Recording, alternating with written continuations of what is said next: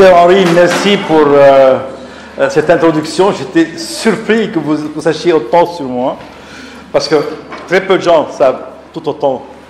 Et merci. Magida, je pensais Magida, parce que j'étais amoureux d'une femme qui s'appelait Magida.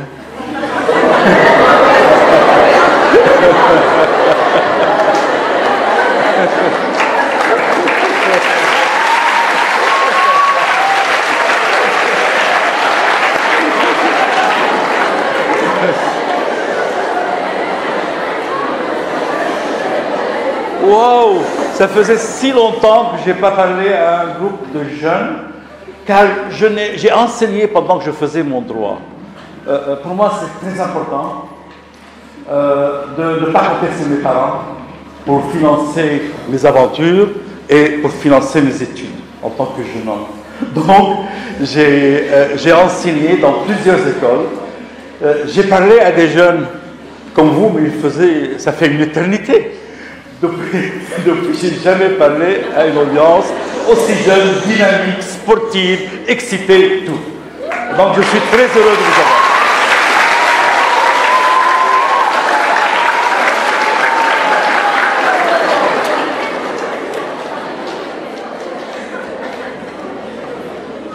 Et je suis intrigué car je dois parler de sujets très sérieux.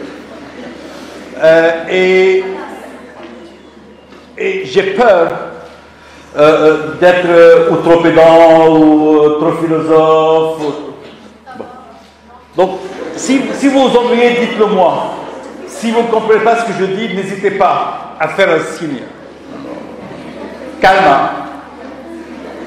Parce que l'important pour moi, c'est de pouvoir communiquer le message. L'occasion pour laquelle j'ai été invité, et honorer cette invitation, et l'indépendance du Liban. Vous croyez à cette indépendance? Est-ce que vous croyez que nous sommes indépendants aujourd'hui? L'indépendance, c'est la souveraineté. Sommes-nous souverains? Est-ce que le Liban est souverain?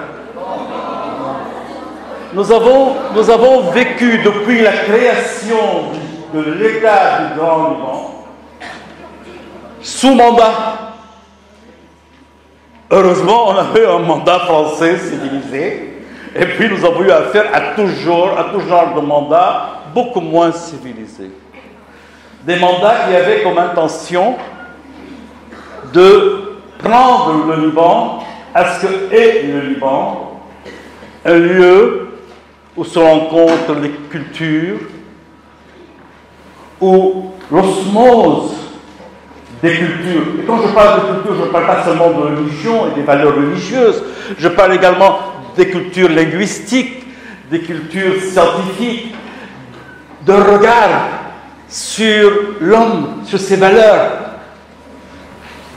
Et donc, aujourd'hui,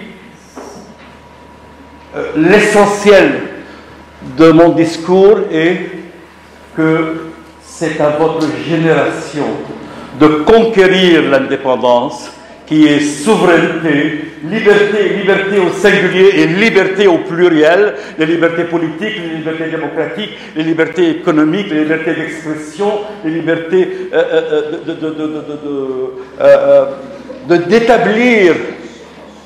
d'établir les fondations de relations d'amour et de paix avec les autres, quels qu'ils soient différents de nous, quelle que soit l'histoire qui nous a séparés dans l'histoire. Et là, je vais m'arrêter, pour commencer un moment, sur les viols de l'histoire. L'histoire est abusée et violée en permanence, elle est racontée, même dans vos livres, même dans ce qui est dit par les plus grands dans le monde, chacun à sa façon. Or, le premier conseil que je peux vous faire, dans tout d'ailleurs dans la vie, dans vos études, c'est de réfléchir avec un esprit critique. de ne jamais accepter ce que vous raconte la télévision, vos clips qui sont faits pour la promotion, par exemple, là récemment. J'ai un grand respect pour les armées et pour l'armée libanaise. Mais l'armée libanaise n'a rien à voir avec l'indépendance du Liban. Quand le Liban a été... Nous commémorons l'indépendance de 1943. Il n'y était pas. Nous commémorons la création du Grand Liban en même temps, puisqu'il y a 100 ans, à la fin de la Première Guerre mondiale, et à l'effondrement de l'Empire ottoman, on a créé le Grand Liban. Il n'y avait pas d'armée. Tout ce qu'on nous raconte, et ce que je vais vous raconter, vous devez le critiquer également. Vous devez aller chercher, lire. Ma plus grande passion, avec tous les succès que j'ai eus, auxquels vous avez fait allusion dans mon expérience, et que ce soit dans le monde des affaires, ou dans le monde politique, ou dans le monde culturel, la vraie leçon de ma vie, c'est que on ne cesse d'apprendre, et que la lecture,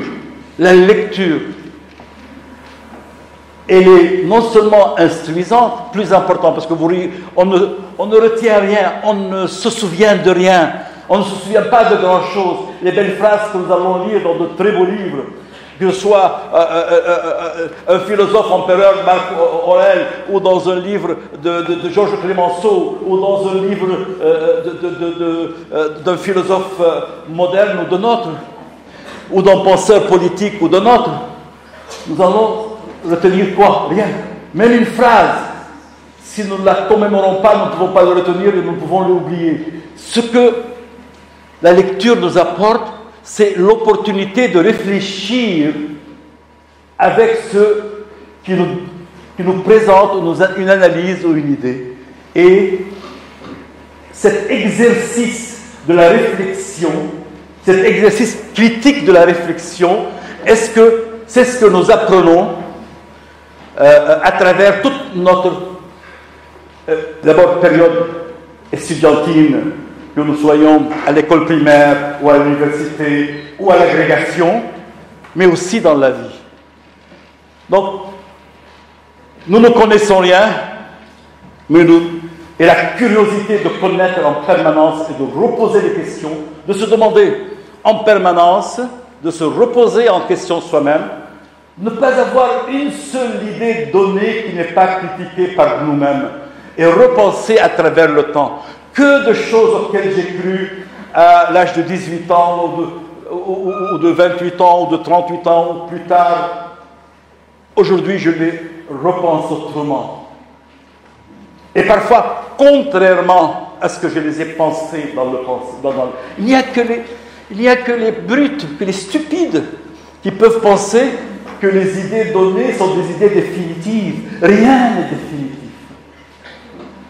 Mais vous êtes les plus intelligents des générations. Pourquoi? Parce que vous avez un outil qui est les médias sociaux, qui est plus fort, et qui l'a démontré récemment, plus fort que les télévisions, plus fort que les radios, plus fort que les enseignements des écoles, parce qu'il est interactif.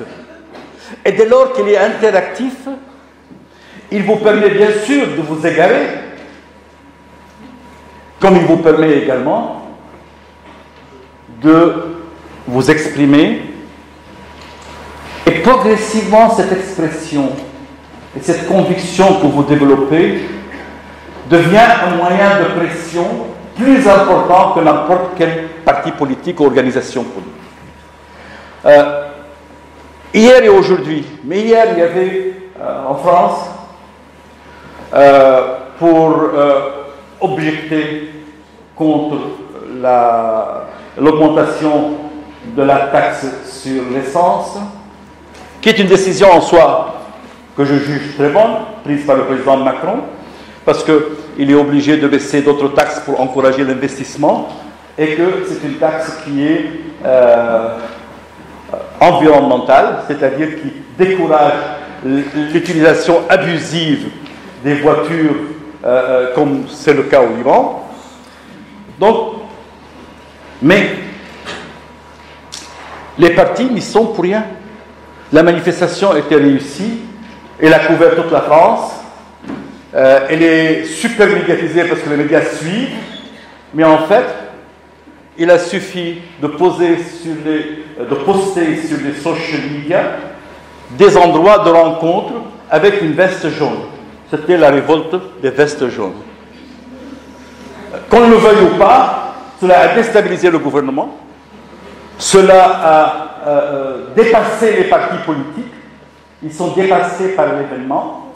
Donc, mesurez ce que le nouvel âge, l'âge des multimédias et des technologies qui vont encore évoluer avec la digitalisation généralisée, de la puissance, du pouvoir qu'un jeune homme de 12 ans, de 11 ans, de 9 ans, de 8 ans, parce que, croyez-moi, si vous êtes baigné dans un climat qui pose des questions, que ce soit sur le plan politique ou économique, ou bonne gestion ou mauvaise gestion d'un pays, vous êtes aussi brillant que vos aînés. Vous êtes plus intelligent peut-être que vos aînés parce que vous n'avez pas été pollué, vous n'avez pas été pollué intellectuellement. Tout sort de vous brut et réel. Donc, l'indépendance. D'abord, on nous raconte que le Grand Liban. Très bien. En réalité, cela a été préparé très minutieusement, le Grand Liban, bien avant la Première Guerre mondiale et la chute de l'Empire ottoman. Vous savez que cette école magnifique est dans un lieu qui est Beyrouth, qui, lorsqu'elle a été fondée, comme une mission humaine, une mission culturelle, elle avait été autorisée, qu'on le veuille ou pas, par l'Empire ottoman, puisque Beyrouth était soumise à la sublime porte. Elle ne faisait pas partie même du Mont Liban, qui avait son autonomie en 1860, garantie jusqu'à la fin, jusqu'à la création du Grand Liban, donc jusqu'à la fin de la Première Guerre mondiale, par les puissances occidentales chrétiennes. Mais ce même Empire ottoman, qui a été durant une grande période de son histoire, c'est le cas aussi à propos pour l'université américaine qui a été fondée à Beyrouth durant la période ottomane. Mais durant toute cette période de l'Empire ottoman, qui s'était inspiré de l'Empire byzantin, Empire romain chrétien byzantin, dans son organisation fédérale, organisation décentralisée et fédérale, a été le plus souvent de son histoire, parce qu'elle a eu l'une des plus longues histoires de l'histoire des nations musulmanes. Chou, on vous ennuie? Je change de sujet tout de suite. On parle de sexe.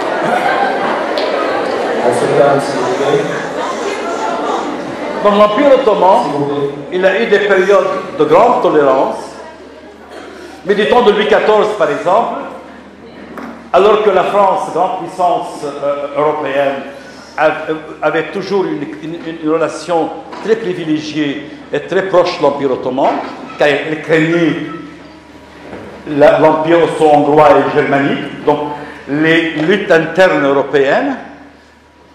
Et il fallait surtout que l'Empire ottoman n'aille pas se mettre avec les Germaniques, comme il a fait durant la Première Guerre mondiale. Donc Louis XIV envoyait un ambassadeur, qui est resté 17 ans ambassadeur auprès de la Supreme Court. Et avant de parler de quoi que ce soit, la première chose qu'il demandait au sultan, c'était le droit de réparer les églises et les couvents et les écoles dans l'Empire ottoman. La deuxième chose qu'il demandait, un port, parce qu'il n'y avait pas d'aéroport à ce moment-là, pour la côte du Mont Liban chrétien. Parce qu'il était chrétien avant que nous ayons une autonomie. Et le sultan, et voilà, ça c'est, il y a un livre qui a été écrit par l'ambassadeur, ce grand ambassadeur, qui raconte chaque visite avec le sultan. Et le sultan, à chaque occasion, disait, mais bien entendu, avec tous les honneurs qui étaient dus au roi Soleil, Louis XIV, mais en fait, rien ne se faisait. Donc il y a eu des époques, comme avec l'Empire romain archaïque au début de la chrétienté, ou avant que Rome ne soit chrétienne, il y a eu des époques de persécution des chrétiens et des époques, même avec un édit de persécution, où la persécution ne s'appliquait pas. Et soudain, à la veille, vous allez comprendre pourquoi j'ai parlé de cela pour rappeler où nous sommes aujourd'hui. À la veille de la Première Guerre mondiale, quand il y a une confrontation entre l'Occident, avec la France bien entendu, dans cette confrontation, et entre l'Empire ottoman, qui était existentiel pour l'Empire, parce qu'à la fin de cette guerre mondiale, les Allemands perdaient avec les Ottomans, et les deux empires éclataient. Donc, l'Empire ottoman, qui se sentait menacé existentiellement, prend sa revanche sur qui? En arabe, il y a un terme qui dit « istad'afuhu fawasafuhu ». On prend toujours sur le faible l'exercice de la terreur. Et nous avons vécu avec Jamal Bacha al-Jazzar. Al-Jazzar, c'est le titre que nous avons.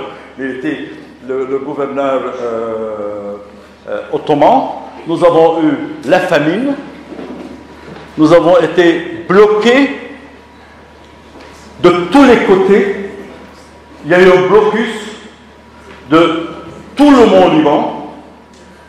Mais simultanément, les Alliés, donc nos protecteurs, ils bloquaient la mer.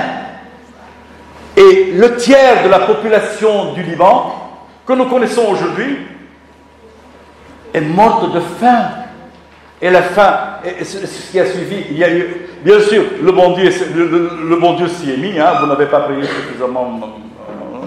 Le bon Dieu s'y est mis, et il y a eu le Jrad, il y a eu. Bon.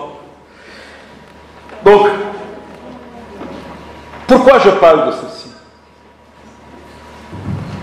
C'est qu'aujourd'hui, l'Iran, qui est la puissance islamique, qui s'oppose à l'Occident, est en état de guerre existentielle avec l'ordre international conduit par les États-Unis et par l'ordre européen et arabe.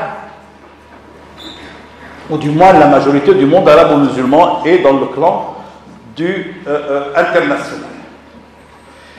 Et ce que je crains, c'est que nous soyons entre le marteau et l'enclume, nous soyons la plus grande victime d'une confrontation qui n'a rien à voir avec nous, mais qui nous concerne, puisque l'outil de puissance et d'exportation de la révolution iranienne a son quartier général à Beyrouth.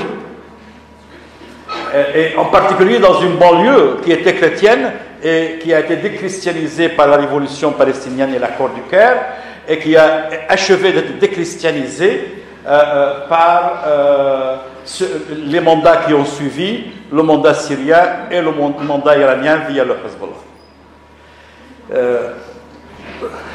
L'indépendance que nous fêtons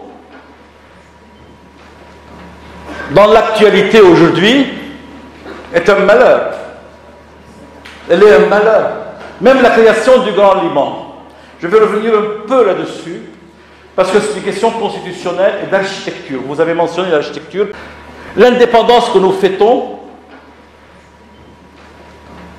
dans l'actualité aujourd'hui, est un malheur.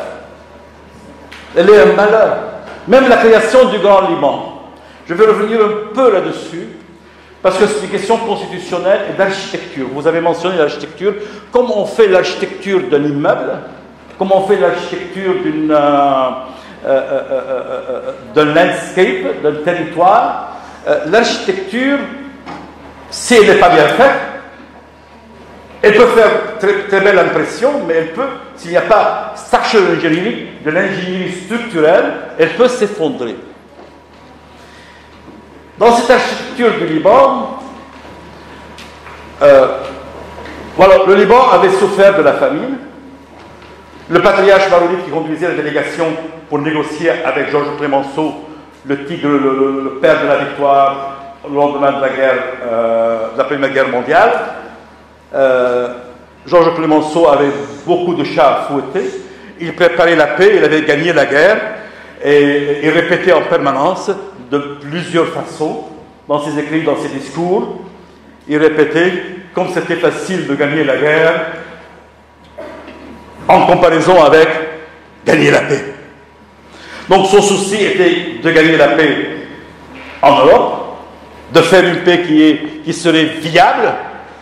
Or, ils n'ont pas réussi de faire une paix viable. La preuve, 20 ans plus tard, il y a eu la Seconde Guerre mondiale avec les Allemands.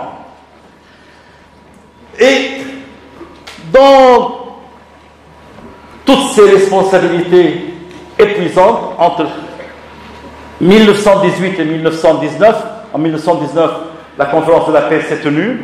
Elle a pris entre janvier et juin, donc c'est toute une année. Ça se passait à un lieu qui s'appelle le Trianon, qui est maintenant un hôtel. Si vous allez à Paris, si vos parents vous amènent à Paris, et vous allez à Paris, c'est un hôtel très sympathique que vous pouvez visiter quand vous visitez Versailles. Et c'est écrit le truc de la conférence de la paix qui a abouti à la création du Liban. Mais le Liban n'était rien dans cette composition. Donc c'était notre responsabilité, en tant que délégation libanaise, de faire une réflexion géopolitique et géostratégique à long terme, de ne pas regarder avec la souffrance qu'on vient de vivre, la famine qui a décimé le tiers du Liban. Nous étions contents d'avoir évolué le Liban, du petit Liban de la période de la Motasarrifia au grand Liban. Donc de Saïda jusqu'à la frontière israélienne, de Tripoli jusqu'à la frontière syrienne, de Zahlil al-Gharbi jusqu'à la frontière syrienne. Clemenceau nous avait proposé d'avoir Damas comme ville frontalière, parce que Damas avait une grande densité chrétienne, parce que Damas a dans la mosquée des Omeyyades le corps de Saint-Jean, qu'elle avait une valeur pour les minorités chrétiennes d'Orient, comme elle avait une valeur pour une autre image de l'arabité diversifiée. Il y avait des juifs, il y avait des chrétiens de toutes les communautés. Ils nous ont proposé que notre frontière au nord soit le lac de Homs, donc ce qui incluait ce qu'on appelle Wadi al-Nasara, où il y a aujourd'hui 850 000 chrétiens. Il nous a proposé dans le sud d'arriver jusqu'à Houli et d'avoir Houli chez nous, inclus chez nous. Là aussi, parce que notre délégation n'était pas bien préparée, géopolitiquement, géostratégiquement, parce que tout jeune, à votre âge, ils ne s'étaient pas posé les questions existentielles, qu'ils n'ont pas passé une vie à penser comment nous pouvons être souverains, indépendants, avoir un pays, avoir des libertés, être à la tête des nations qui doivent devenir le lieu de lumière, comme a été Paris à un certain moment, la capitale des Lumières au Proche-Orient. Au lieu d'y être préparés, Au lieu de te préparer à quelle vie constitutionnelle, d'accord, nous ajoutons cette erreur. Le Akkar est très riche en agriculture, en potentiel agricole. La Beka est fabuleuse pour le blé, pour tout. Le Sud, c'est la même chose. Formidable. Mais alors, quelle architecture constitutionnelle? Les Français n'avaient pas le temps. Les Français n'avaient pas le temps de réfléchir à tout cela. Qu'est-ce qu'ils font? Ils nous refilent leur constitution. La même constitution que eux, que Clémenceau lui-même qualifie d'une erreur historique.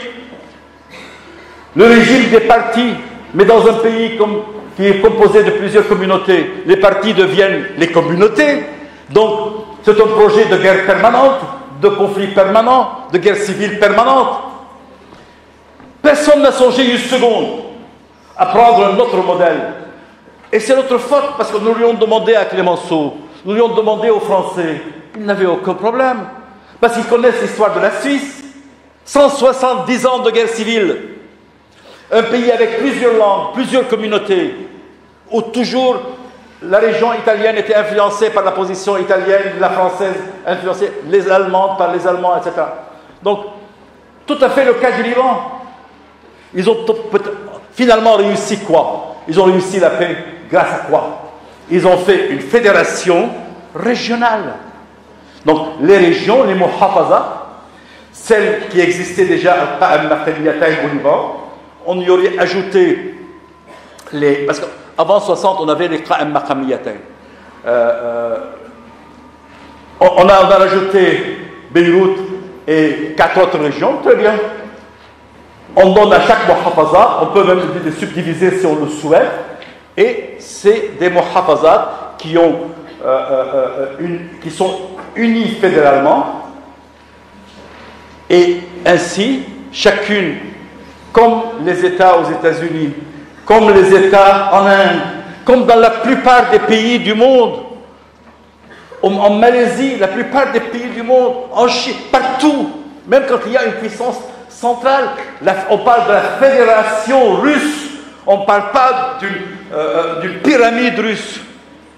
Nous avons raté de nous libérer du confessionnalisme à ce moment-là, de créer la citoyenneté libanaise, pas la citoyenneté maronite, catholique, chiite, druze, non, la citoyenneté libanaise, mais dans un pays qui n'est pas en guerre civile permanente, dans un pays qui est fédéralisé géographiquement.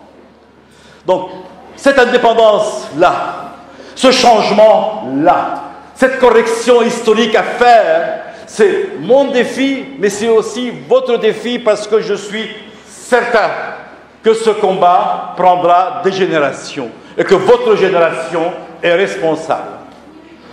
Merci, ma sœur. Merci beaucoup, monsieur Edley. Je voulais vous dire aussi que son épouse a voulu l'accompagner. Merci, madame Edley, d'être parmi nous. On l'applaudit, on va le laisser. Malheureusement, sauf s'il y a une question très urgente. Est-ce qu'il y a une question immédiate, urgente? Quelqu'un, on avance vers ici. C'est une question, on prend une question. Parce que M. Edley va rester pour accueillir le lycée, le secondaire va venir ici aussi. Et n'oubliez pas, on vous invite au stade, à la deuxième récré avec le lycée, pour fêter l'indépendance. Vous ne vous mettrez pas, s'il vous plaît, vous m'écoutez le complémentaire. Vous allez vous mettre à droite du stade, à gauche du stade ou sur les gradins. Le milieu du stade est occupé par les lycéens. Alors, tu poses ta question, comment tu t'appelles? C'est ça. Laetitia? Oui, j'adore le nom. شو الفرق بين الانتداب والاعتدال؟ وهل فرنسا قد احتلت أو طلبت لبنان ليش؟ شكرا. L'intidab,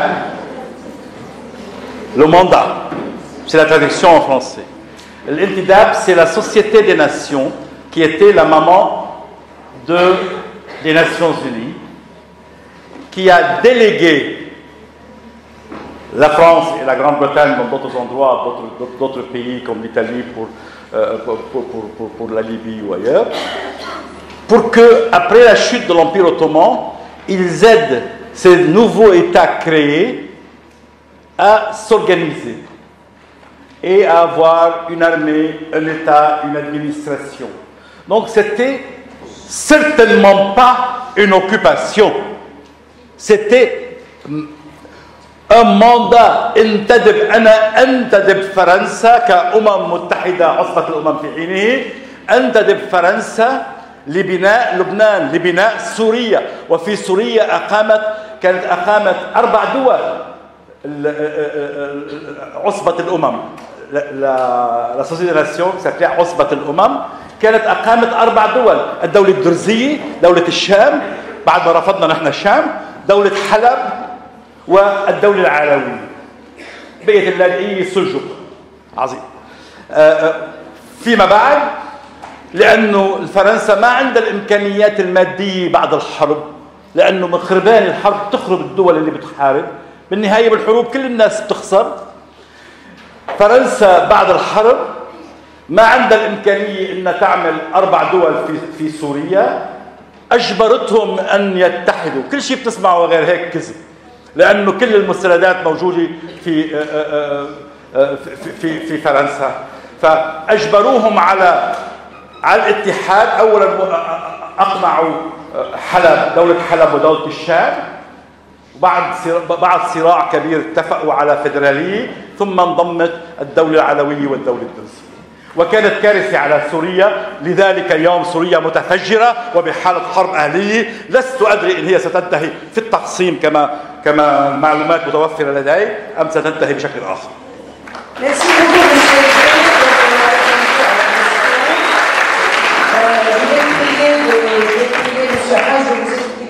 Vous allez rejoindre vos classes. Et nous, les autres, les adultes, on peut rester sur place. Merci, monsieur. Alors, on va commencer par respirer un peu avant d'accueillir notre groupe. Merci beaucoup. Commencez, ici la main.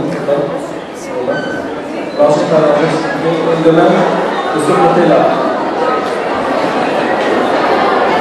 Les voisins, attendez un peu. Les voisins, attendez un peu.